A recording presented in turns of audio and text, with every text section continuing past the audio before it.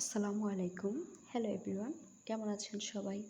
আশা করছি সবাই অনেক বেশি ভালো আছেন। তো আমি আজকে রান্না করছি শীতকালীন একটা সবজি সিম।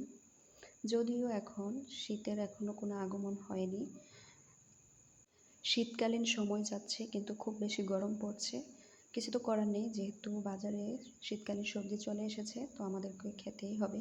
তো আমি খুব সুন্দর করে সিম দিয়ে মাছ দিয়ে রান্না করে নিলাম, আর অপর পাশে আমি ছোট ডাঁটা দিয়ে মাছ দিয়ে রান্না করব। তার জন্য কয়েক পিস মাছ ভেজে নিয়েছিলাম, আর ছোট ডাঁটাগুলো আলু দিয়ে খুব সুন্দরভাবে কষিয়ে নিচ্ছি।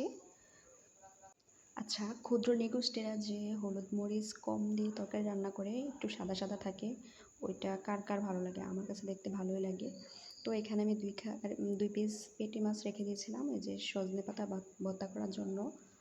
আর এটা ছিল আমার সিম তরকারি রান্নার ফাইনাল লুক, আর এটা ছিল ডাঁটা তরকারি।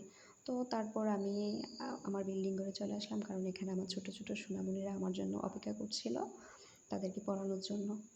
আর এটা একটা ছোট্ট সুন্দর ব্রেসলেট ছিল, এটা আমি হাতে পরে নিয়েছিলাম। কেমন হয়েছে আজকের ভিডিওটি?